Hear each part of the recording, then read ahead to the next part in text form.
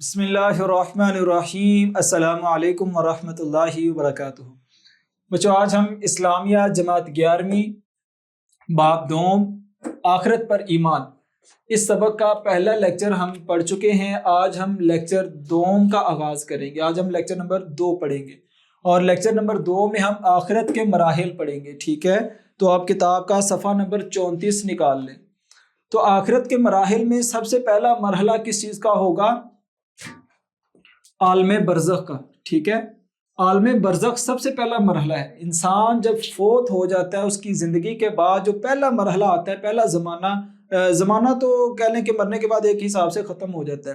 جو پہلا مرحلہ آتا ہے وہ کیا ہے؟ برزخ ہے۔ برزخ کسے کہتے ہیں؟ دو چیزوں کے درمیان جو حائل رکاوٹ ہوتی ہے اسے برزخ کہتے ہیں، کیونکہ زندگی، یہ جو زندگی ہے دنیا اور آخرت، درمیان میں جو قبر والا دورانیہ ہوتا ہے نا، اسے برزخ کہتے ہیں۔ اس میں کیا ہوتا ہے؟ انسان جب مرتا ہے تو اس کے پاس منکر نکیر آتے ہیں، 3 سوال کرتے ہیں، اور اس کے بعد اگر وہ آ جائیں تو ٹھیک ہے، تو وہ جنت کی طرف سے کھڑکی کھول دی جاتی ہے اور اس کے لیے اچھی زندگی ہوتی ہے۔ بصورت دیگر اگر وہ جواب نہیں دیتا، وہ کہہ لیں کہ ناکام ہو جاتا ہے، نافرمان ہوتا ہے اگر، تو اللہ تعالیٰ کی طرف سے پھر اس کی قبر جو ہے وہ جہنم کے گڑھوں میں سے گڑھا بن جاتی ہے اور جہنم کی طرف سے کھڑکی کھول دی جاتی ہے اور اس میں عذاب اور وہ ساری تکلیف اسے ملتی ہے۔ تو یہ ہو گیا عالم برزخ۔ یاد رکھیں، عالم برزخ جو ہے یہ سزا، اس کا تعلق کبھی بھی جسم سے نہیں ہوتا۔ بعض لوگ سوچتے ہیں کہ مرنے کے بعد مٹی کے ساتھ مٹی ہو جاتے ہیں، یا کہہ لیں کہ جو لوگ جلا دیے جاتے ہیں، جیسے ہندو جلا دیتے ہیں، تو ایسے لوگوں کو پھر کیسے سزا ملتی ہے؟ تو یاد رکھیں، دنیا میں جو تکلیف کا سسٹم ہوتا ہے نا، تکلیف کا جو نظام ہے، وہ جسم کے ساتھ رکھا گیا ہے۔ جو برزخ کی زندگی ہے اس میں جسم کے ساتھ نہیں ہے، اس کا تعلق جو ہے وہ روح کے ساتھ ہے۔ دنیا میں جب کسی کو سزا دینی ہوتی ہے نا، جسم کو مارا جاتا ہے۔ جب برزخ میں کسی کو سزا دینی ہوتی ہے، جسم کو نہیں مارتے، روح کو مارتے ہیں۔ کیوں؟ اگر جسم کو تکلیف کا تعلق ہو نا، برزخ میں جسم کے ساتھ تکلیف کا تعلق ہو، تو جو فرعون جو مصر کے ایک میوزیم میں یا جہاں پر بھی ہے، وہ وہاں میں اے سیوں میں پڑا ہوا ہے اور اس کو کوئی تکلیف نہیں ہے، اس کا مطلب وہ سب سے اچھی زندگی جی رہے ہیں۔ یا وہ لوگ جو ایک دفعہ جلا دیے جاتے ہیں، جن کا جسم ہی نہیں ہوتا، کیا ان کو کبھی سزا نہیں ہوتی؟ اس کا مطلب کہ تعلق سزا کا روح کے ساتھ ہے، جسم کے ساتھ نہیں ہے برزخ میں۔ تو یہ آپ نے یاد رکھنا ہے، بسا اوقات بچے یہاں پہ کنفیوز ہو جاتے ہیں۔ اس کے بعد دوسرا مرحلہ ہے حشر و نشر۔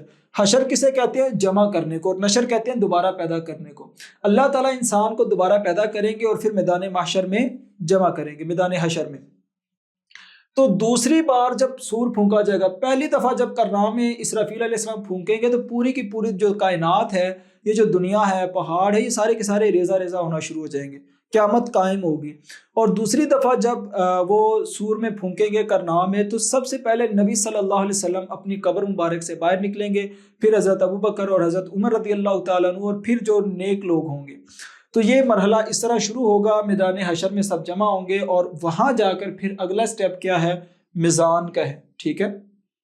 تو ہم آگے جا کے وہ سفارش بھی آئے گی، لیکن صاحب کتاب کی جو ترتیب ہے ہم اس کو اوپر لے آئیں گے۔ تو میزان ایک مرحلہ ہے، اس میں کیا ہوتا ہے؟ ترازو جو ہے وہ اللہ تعالیٰ نصب کریں گے، اور یہ عدل کا ترازو ہوگا۔ اس میں کسی کے ساتھ ظلم نہیں ہوگا، کسی کے ساتھ زیادتی نہیں ہوگی۔ قرآن مجید میں ترازو کے متعلق 3 مرتبہ اللہ تعالیٰ نے سٹیپ بائی سٹیپ بتایا کہ اللہ تعالیٰ کسی کے ساتھ کھجور کی جو گٹھلی ہوتی ہے اس کے برابر بھی ظلم نہیں کریں گے، اور کھجور کے گٹھلی کے اوپر جو ایک چھلکا ہوتا ہے، اللہ تعالیٰ اس کے برابر بھی کسی پر ظلم نہیں ہوگا قیامت کے دن۔ حالانکہ وہ چھلکے کی کیا حیثیت ہوتی ہے؟ ایسے چھوٹا سا ہوتا ہے، اور ایک آیت میں آتا ہے کہ اس کھجور کی گٹھلی کے درمیان ایک لائن ہوتی ہے، وہ ایک نشان ہوتا ہے، اس میں ایک چھوٹا سا دھاگا ہوتا ہے، من قطمیر۔ اللہ تعالیٰ اس دھاگے کے برابر بھی کسی کے ساتھ ظلم نہیں کریں گے۔ اور یہ ترازو ایسا ہوگا جس میں نامہ اعمال کو جب رکھا جائے گا، ایک ذرے کا اس میں کوئی فرق نہیں ہوگا، یا تو پھر نامہ اعمال دائیں ہاتھ میں ہوگا یا پھر بائیں ہاتھ میں ہوگا۔ اس کے بعد پھر پل صراط ہے، ٹھیک ہے؟ پل صراط کہتے ہیں جسر جہنم، یعنی جہنم کے اوپر ایک پل ہوگا۔ یہ جہنم ہے، یہ میں آپ کو ایک مثال دے رہا ہوں ویسے سمجھانے کے لیے۔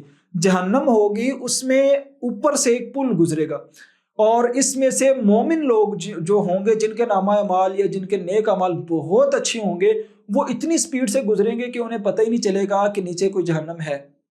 جن کے اعمال تھوڑے کم ہوں گے ان کی سپیڈ کم ہوگی۔ حدیث میں آتا ہے کہ اعمال کے حساب سے جتنے فیصد اعمال اچھے ہوں گے اسی حساب سے اس کی سپیڈ ہوگی، حتیٰ کہ کچھ گرتے پڑتے ہی چلے جائیں گے جنت کی طرف، لیکن وہ جہنم کو ایک دفعہ محسوس کر لیں گے۔ ہر بندے نے ایک دفعہ جہنم سے گزر کے جانا ہے، اور جن کے نامہ اعمال میں نیک عمل جو ہے وہ کم ہوں گے وہ اس میں گر جائیں گے، اللہ تعالیٰ محفوظ فرمائے اس سے۔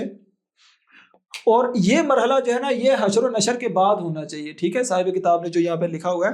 تو میں آپ کو بتا دوں اس کو آپ نے کرنا ہے پہلے نمبر پہ، یہ آ جائے گا دوسرے نمبر پہ، تیسرا آئے گا یہ، چوتھا آئے گا یہ، اور پانچواں آئے گا یہ، ٹھیک ہے۔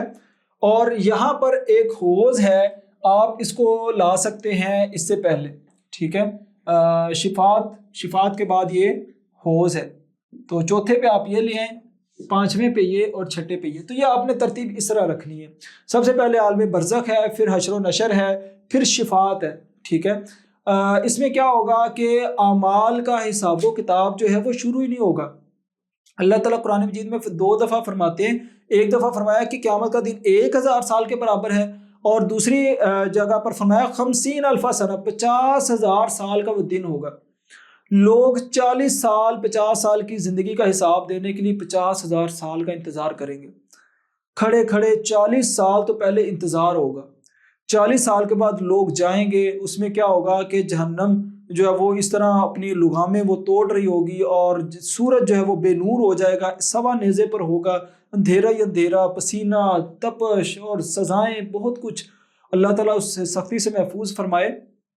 اس میں لوگ پھر جائیں گے آدم علیہ السلام کے پاس، آدم علیہ السلام سے کہیں گے کہ یا اللہ، اے اللہ کے نبی اللہ کے پہلے پیغمبر، پہلے نبی، آپ کو اللہ تعالیٰ نے اپنے ہاتھوں سے بنایا ہے، آپ کی بہت فضیلت ہے، آپ کیا کریں، ہمارے لیے سفارش کریں۔ وہ کہیں گے مجھ سے خطا ہو گئی، پھر سارے وہ دوسرے نبی کے پاس جائیں گے، پھر تیسرے کے پاس، حتیٰ کہ ابراہیم علیہ السلام، موسیٰ علیہ السلام، عیسیٰ علیہ السلام، ہر نبی کے پاس اس چکر لگے گا۔ آخر میں نبی صلی اللہ علیہ وسلم کے پاس جب لوگ آئیں گے، آپ صلی اللہ علیہ وسلم کیا کریں گے، سجدے میں اللہ کے ہاں جو ہے وہ سجدہ کریں گے، اللہ تعالیٰ کے ہاں اتنا لمبا سجدہ کریں گے کہ اللہ تعالیٰ فرمائیں گے اے نبی صلی اللہ علیہ وسلم آپ سر اٹھائیں، سل ما توتا، آپ سوال کریں، جو سوال کریں گے آپ کو دیا جائے گا۔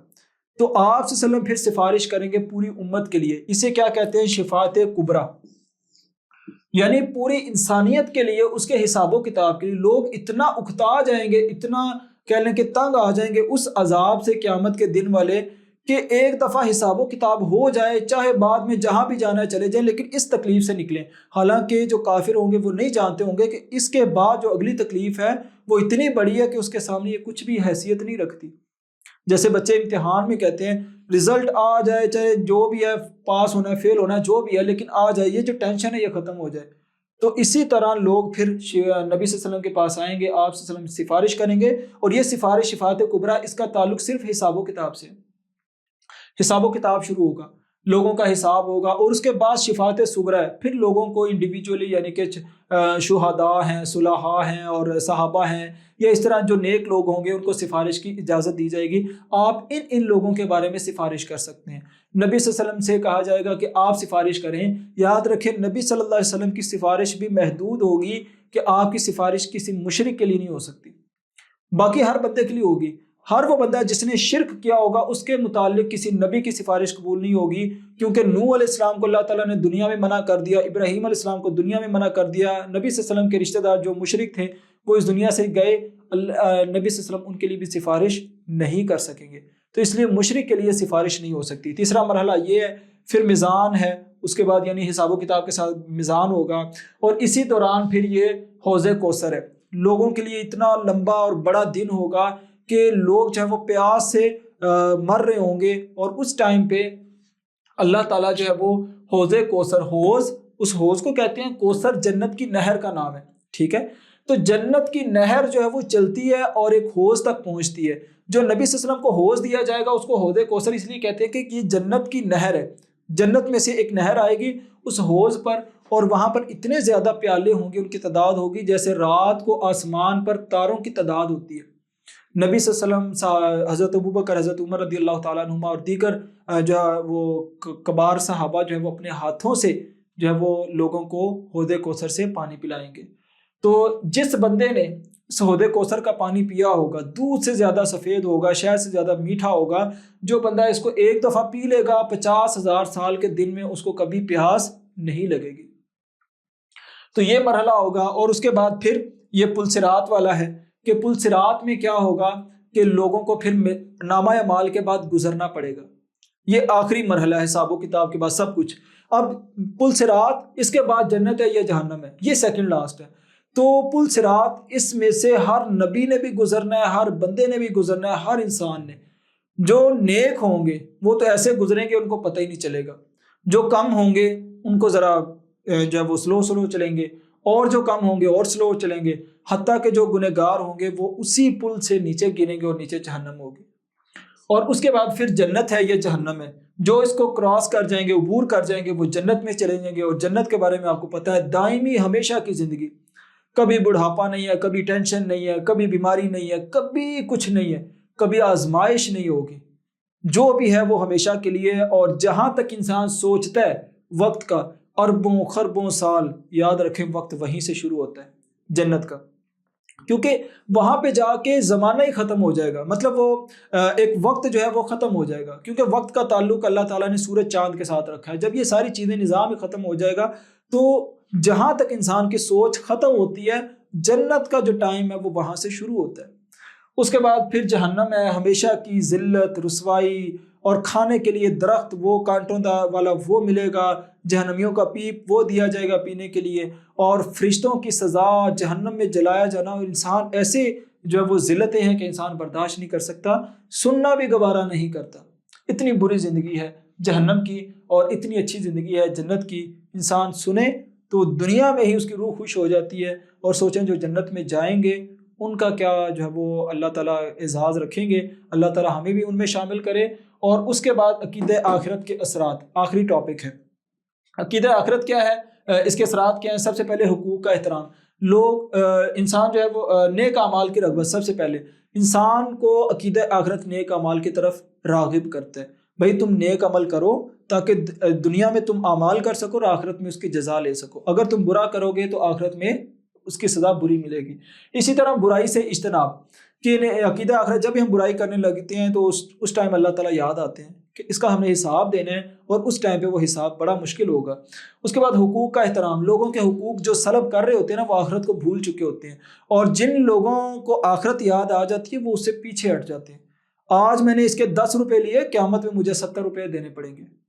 اس کے بعد پھر صبر کا حصول. جب کوئی ظلم کرتا ہے یا اللہ کی طرف سے آزمائش آ جاتی ہے، کوئی پریشانی آتی ہے، انسان اس وجہ سے صبر کر لیتا ہے کہ آخرت میری اچھی ہو جائے گی.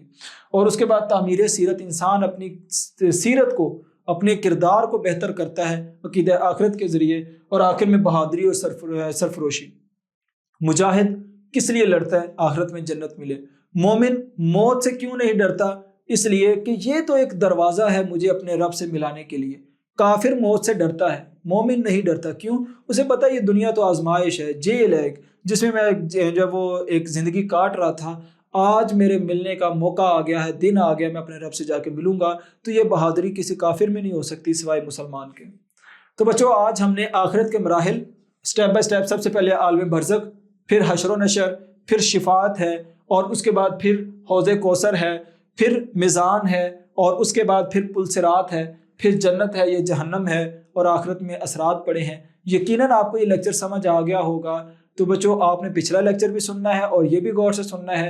اور اس کے بعد اگلے لیکچر میں ہم اس سبق کی مشق حل کریں گے. اپنا خیال رکھیں. اللہ حافظ. السلام علیکم ورحمۃ اللہ وبرکاتہ.